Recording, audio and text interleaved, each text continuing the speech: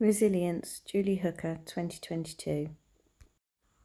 The second piece I wanted to show you in more detail is my piece called Resilience, which is based on a weeping willow tree. One of the dominant traits amongst women in my family seems to be resilience. Looking into the lives of my grandmothers, something that has become more and more obvious is their ability to face anything that life throws at them.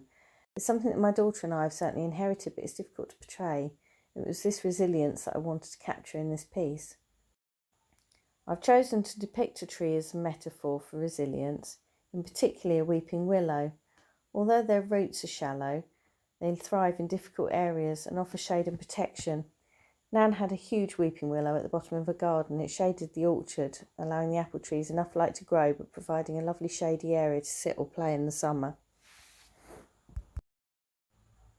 The tiny leaf buds, which are tied on, really small knots, kind of suggests that point after the winter where you think the tree has died, and then you take a closer look and see those really tiny little leaf buds just coming through with all the hope and showing the resilience of the tree. The tree itself is created in the same way as the hanging roots piece, using the 5-straw spiral with core plaiting technique, but using my homemade cordage rather than traditional straw. I chose to mount the piece on a log. It suggested to me the situation where you cut a tree down and it continues to grow. Again, showing the true resilience of the tree.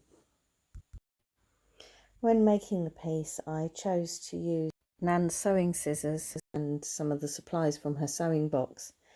I must admit, it did make me laugh a little bit to be using her scissors and notice the sellotape on the handle. She could easily afford to get things mended, but she always made do and mend, and I think that kind of says a lot about the woman. It was really nice to use her tools to make the piece, and it was almost like getting her to help in some way, which I really like the idea of.